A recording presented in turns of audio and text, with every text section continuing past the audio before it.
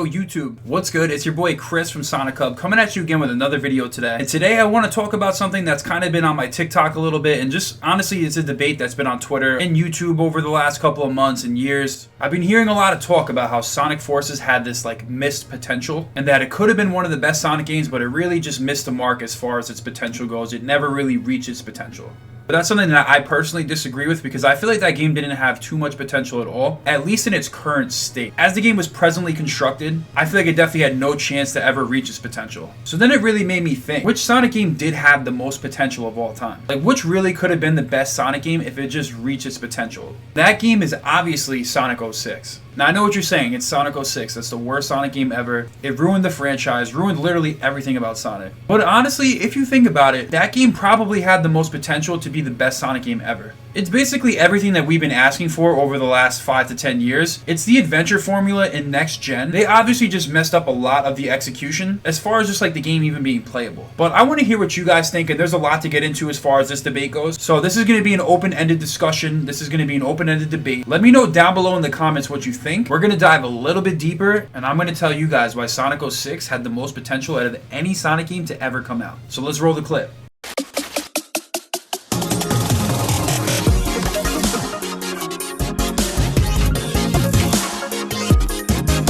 You guys have probably heard it a million times. Everyone knows that Sonic 06 probably was the game that had the most potential. And there's a lot of reasons why I say this, and I think a lot of people do agree with this statement actually. Let's face it, Sonic 06 is the one that got away. It's like that girl in high school that you loved, but you felt like you had a shot with her, but for some reason it didn't work out, like you missed an opportunity. It wasn't the right place, it wasn't the right time. And to this day, it's something that still haunts you. And as you can see, 15 years after this game's release, we are still talking and debating about this game. This game was certainly a passion project. Sonic Team definitely poured out their heart and soul into this game, and it just feels like this was their last shot at really making the greatest Sonic game ever and bringing him to a height that we have not seen before. Unfortunately, the staff was undermanned and under tight restraints as well as tight deadlines, so we got a very messy, buggy, glitchy product, which they basically sacrificed for Sonic and the Secret Rings, and obviously Microsoft. It is a shame to say, but Sonic 06 really had the most potential out of any Sonic game. It had the best OST, it brought so many new ideas, and we will always be stuck wondering what could have been. But let me break it down for you guys. Let's just start off with the story. Now, there's been a lot of debate over the last couple of years as to whether or not Sonic should have a serious story. And that's a fair debate, because technically the classic games weren't really that in-depth as far as the story goes. But over the last few years leading up to Sonic 06, one of the staples of the storytelling was the serious tones, and that's kind of like what separates Sonic from a game like Mario, where you kind of just platform around. There was real depth to these characters and very high-stakes storytelling, which got you really invested into the story. Amongst other things, it feels like when they were making this game and the way that it was presented to us, while it wasn't perfect and had a lot of issues, it felt like they were trying to make the Sonic game. Like they were trying to make the most cinematic masterpiece of a Sonic game. It felt like they were trying to make this game so epic and so grand on a scale that would never be replicated ever again. And you could say that's the case, but probably not in a good way. The story of this game takes place in Soliana, which is like an Italian-based water city, and it follows mainly the three main characters, which is Sonic, Shadow, and Silver. Right off the bat, this game has way more playable characters than Sonic Forces does, and there's even hub worlds, which helps tell the story. The characters' journeys intersect a little bit in the hub world, and there's boss fights even amongst the other characters. For example, Sonic fights Silver, Shadow fights Silver. This was one of my favorite aspects of SA1, when the characters fought amongst each other, like Sonic fights Knuckles, or if you're playing as Tails, he might fight Knuckles, and they both fight Gamma. These boss fights that take place in the hub world makes the game world feel so much more alive, and it really makes you feel way more immersed into the story. Speaking of the hub worlds, they definitely had a lot of potential as well. It seemed like they were vastly unfinished, and there was a lot of dead space in these zones, but they were still fun to mess around in. Another aspect of SA1 that I really loved was the hub worlds and how it really does connect the story. It allows the player to be in the shoes of the character and kind of fills in the gaps in between cutscenes. Had this not been rushed, this could have been one of the stronger aspects. It just feels like the stakes are way higher in this game. Even though Forces also does try to convey that more serious tone, the way they tell the story just doesn't cut it. That fake hub world that you're in, where you have those stupid talking heads in the side of the screen, literally makes me feel like I'm playing a mobile game.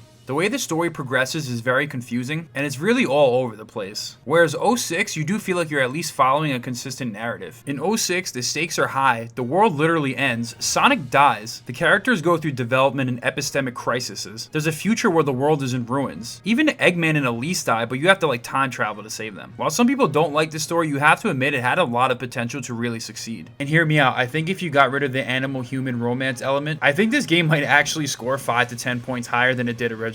If you just remove that element of the game, I actually think this game could perform just slightly better. And realistically, the story isn't perfect, but I think if you take that away, it makes the story pretty good. Mephiles is a great villain, Eggman is really good in this game, Shadow probably has one of his best character arcs and best stories ever, and the fate of the world really is in Sonic's hands. The suspense building up to the final boss fight is so epic, and you really feel so invested into saving the world because you feel like you've been through it all. Whereas with Forces, I feel like it falls pretty flat, and the cheesy humor they try to interject into their seemingly serious story just doesn't work for me. By the end of 06, I felt so emotionally invested into the story, whereas with Forces, I just didn't. Not to mention, it took me 2 hours to beat Forces. Sonic 06 takes a much longer time to beat. So between the high stakes, multiple characters, multiple intertwining storylines, and just the overall tone where it takes itself seriously, makes me think what could have been. This game had so much potential. I think if you just scrap the whole romance part, you have one of the best Sonic stories ever. Whereas with Forces, you have to change so much fundamentally about the story that it's hard to see how it really had any potential. Yeah, it's cool that they brought back recurring villains, but they're not even real, and it doesn't really know whether to take itself seriously or not. I just feel like there's a lot more reworking that has to be done with that story, which essentially fundamentally changes the entire game. So that's what I meant earlier before when I said as is, as presently constructed, Sonic 06 definitely has way more potential than Sonic Forces, as far as the story goes at least. But let's dive a little bit into the gameplay, because that's obviously one of the most important parts of the game and what makes it good. Now here's where we have concrete evidence, concrete proof. It's not just a theory that Sonic 06 definitely had the most potential out of any Sonic game ever. The Project 06 remake made by Chaos X, which currently features all of Sonic and Shadow's levels right now, shows that this could have been the best game of all time. This remake 1 improves the graphics, 2 improves the physics and gameplay, and 3 fixes all the loading screens and the glitches. That right there are probably the 3 major complaints that this game has in the first place. Because let's be fair, the loading times of 06 definitely kill the experience. The physics as currently constructed are not good. There's really no speed or momentum-based gameplay, which were like staples of the adventure games and what really made them successful and replayable to this day. So aside from some optimization issues and some minor gameplay tweaks, you have one of the best Sonic games ever. So when I say that this game has a lot of potential, this is what I mean. Just adding adventure physics makes this game a whole lot better and a lot more fun to replay over and over. As currently constructed with the current level design, the game's really good. You just make those minor tweaks to this game, and it really is one of the strongest titles in the series. Just using the bounce attack that they updated and using the spam dash really just makes this game so much fun and adds a whole new element to it. It's just a shame that they did not have time to develop this game and really take feedback in from playtesters maybe, and they had this like tight deadline. Because if the game that was released was literally just Project 06, I feel like we're in a much different place for this series, and we're having much different conversations about this game to this day. Which goes to show that this game really did have a lot of potential. When you look at a game like Forces, it's a half-finished game. You can complete this game in 2 hours. That means in order for this game to really reach its potential, they had to turn these little 1 minute, 2 minute levels into like 4 or 5 minute levels. You're talking about adding maybe 2 or 3 hours of gameplay. That's basically adding a whole new game. So when people say that Forces had the most potential, I really sit here and I cannot agree with that because they released a half-finished game. 06 really just needs to tweak the physics and make minor improvements with the optimization, whereas Forces, you need to physically